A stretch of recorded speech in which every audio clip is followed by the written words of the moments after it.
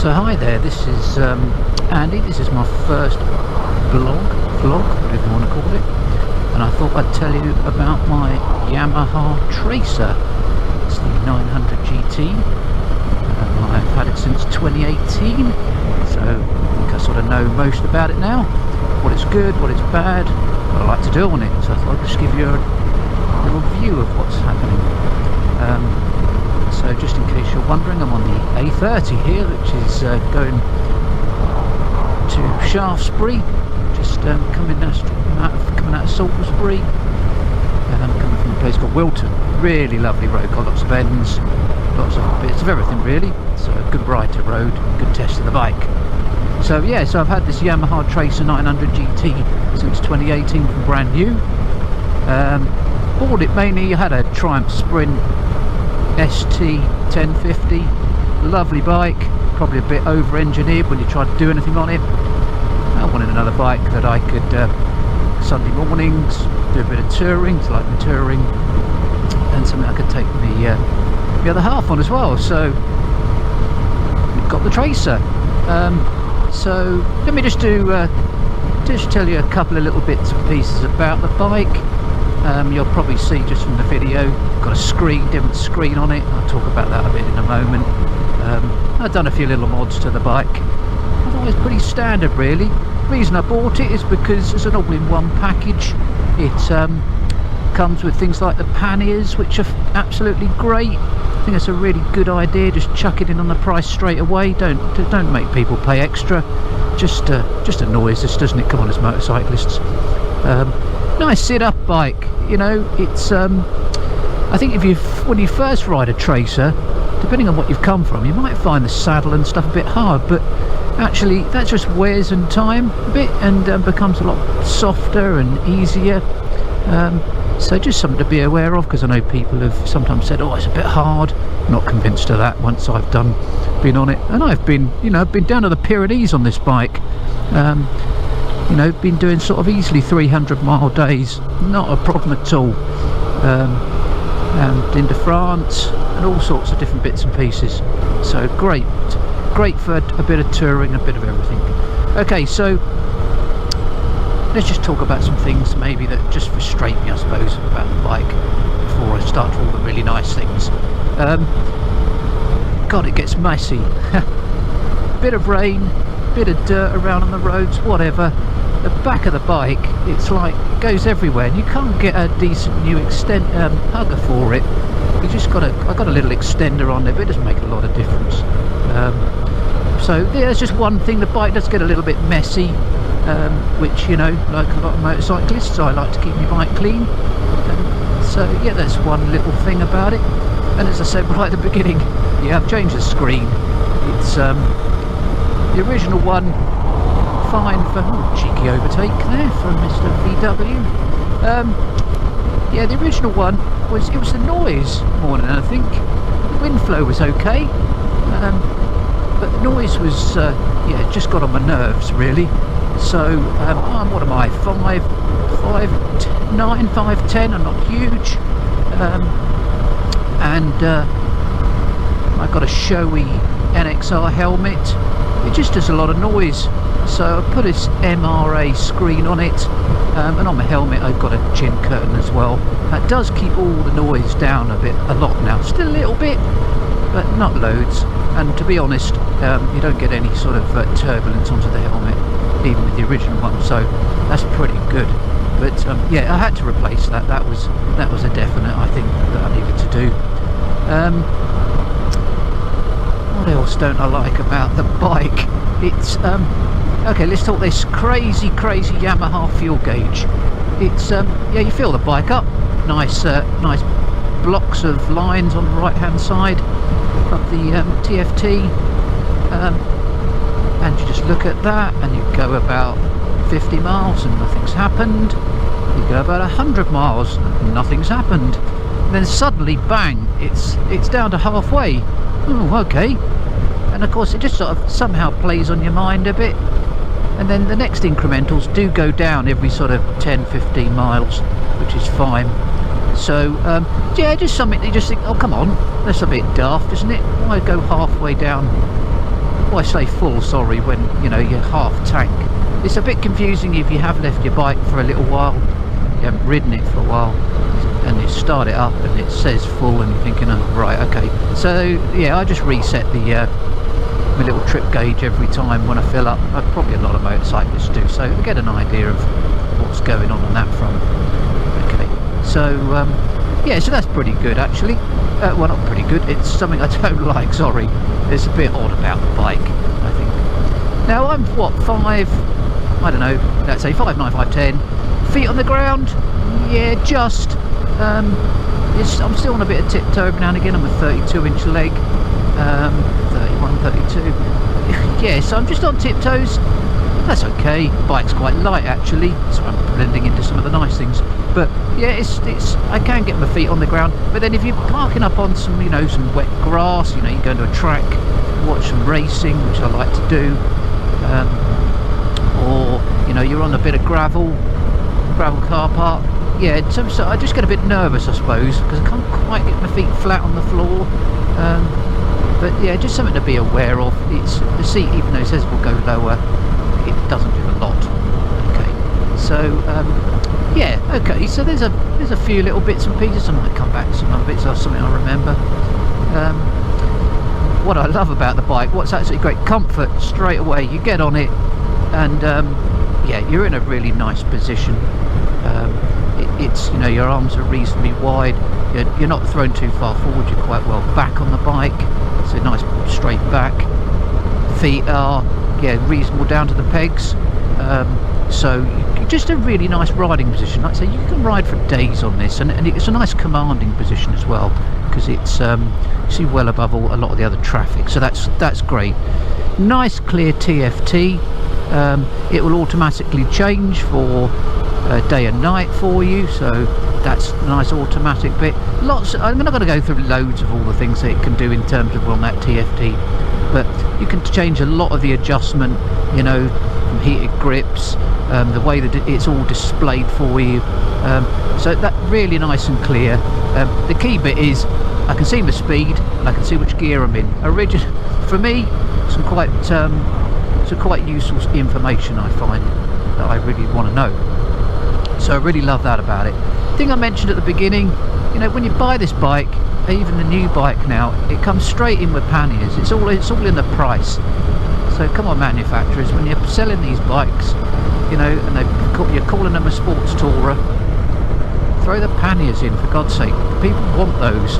You know, BMW, Suzuki, Kawasaki, you're all selling bikes, but you're not putting they're all extras.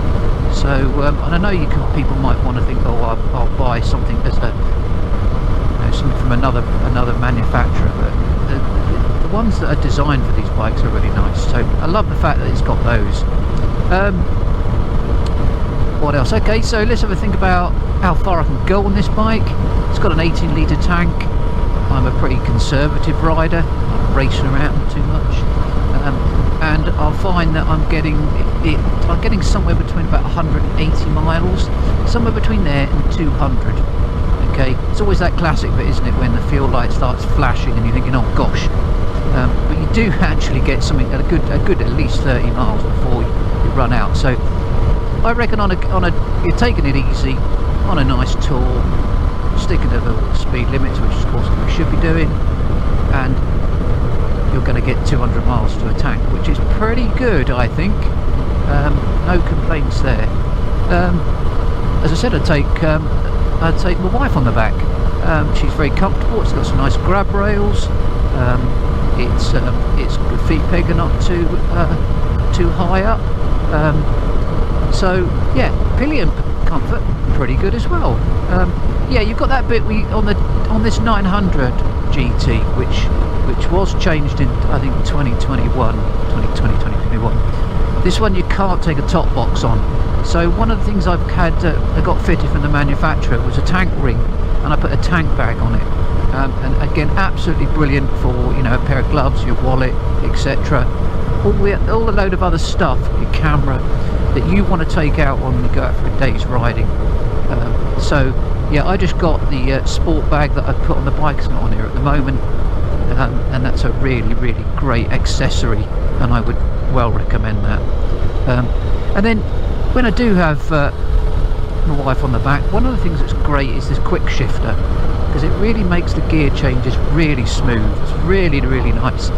It only goes up the box, but fundamentally you're only going to really use it probably when you're in third gear, third, fourth, fifth and sixth, but it's really smooth. Really great when you're in the corners, actually, to be able to use the quick shifter. So yeah, absolutely love that feature on this bike. That's really good. So yeah, good plus. Yeah, the grips come as standard, of course they do, because Yamaha have thought about it. It's a touring bike. So 3 settings, but each setting you can change as well. So yeah, level 3 at the moment, there's a standard. Wow, that's hot. That's too hot, no matter what gloves you're wearing. So, but you can adjust all of that. So absolutely brilliant and a great idea. So it's a chain drive, and they put a centre stand on. Of course they have, because Yamaha have thought about it again, unlike some others. So really easy to lube the chain on the bike, especially when again you go on a tour and you know you're doing 1,500, 2,000 miles. You need to lube that chain, don't you? So yeah, great idea. Well done, Yamaha. Mirrors work, so nice good view from the back of the bike, not at my elbows, as some people do point out. I did have one oddity where the right hand side mirror came loose, and it actually tightens clockwise. So if you sort of do the engineering bit here, what you find is that the wind's pushing against the mirror, and of course then it sort of undoes itself, which is rather annoying. Didn't happen, just suddenly happened at one point and it all became loose, and of course you try and push it forwards against the wind to tighten it up, and yeah, pretty damn difficult. So at the end of the day I had to, you know, when I got back home, I had to take the screen off just so I could, very easy to do that, mind you, and just sort of get the mirror in the right position and actually put some Loctite on the thread, and that did the business. So it doesn't move now. Well, I can move it to the point of I can move the mirror around to adjust it for the way I want it, but just something to be aware of. That just happened to me. What else? So yeah, I've got some crash bungs on it, nice and easy to fit. That was a little thing that I've done, and I really like that. Just get a bit of extra safety on the bike. Otherwise, yeah, like I say, it's just a really nice, easy bike to ride. Yeah, it's not going to be to everyone's taste in terms of its look, so I'm not going to deny that. But I'm riding it. I want to ride the bike. I don't, you know, this is a sort of bike you come out for and take a good ride on. And you want to take in the scenery, as I am this morning on this beautiful end of March day out here in Wiltshire. Absolutely lovely.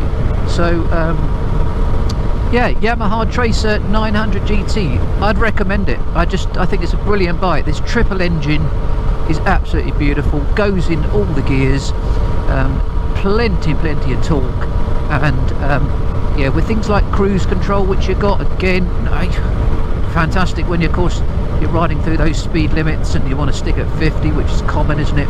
Great when you're abroad and you're on those long roads whereby, you know, there's just nothing around and you want to give that right hand a bit of a rest. Cruise control, an absolute winner. Different power modes, doesn't every bike these days. I actually stick it in B. I find the throttle response it's very lively, and so of course here in the UK, well certainly down here in the southeast, our roads are not the best. There's humps and bumps, and next thing you know the throttle's being pinged all the time, so it's easier, I find, what I call this B mode. It's not lazy by any stretch, but it's just a nice smoother ride. It's got a rain mode again, which is just releases all that power down a little bit, so that yeah, you feel as if you're in a little bit more control because you're not racing around. So yeah, I think that's a good summary of my Yamaha Tracer GT. Like I say, I've been everywhere, been down to the Pyrenees, what a wonderful trip that was. Been into France, and I think last year or the year before, when we had COVID and we were allowed out, I think I did Wales to death, because coming from the sort of south near Southampton where I live, Wales is a nice run of 2 hours before crossing the bridge, and you're into that wonderful part of the world, which I highly recommend. It just seems to be a bit quieter, and the roads are a bit better than we have down in the southeast, where they decide they want to put drain covers in the middle of roads everywhere.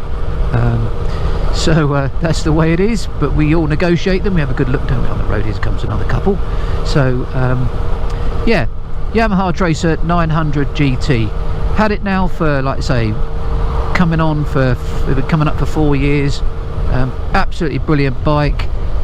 Changed the tyres a couple of times. Got some Metzellas on them at the moment, and they work a treat. Really nice. So yeah, my review, hope you enjoyed that, and maybe I'll do some more and some different rides, local rides where I am down here in Hampshire, Dorset, Wiltshire, etc. a bit later. Thank you very much, hope you enjoyed watching.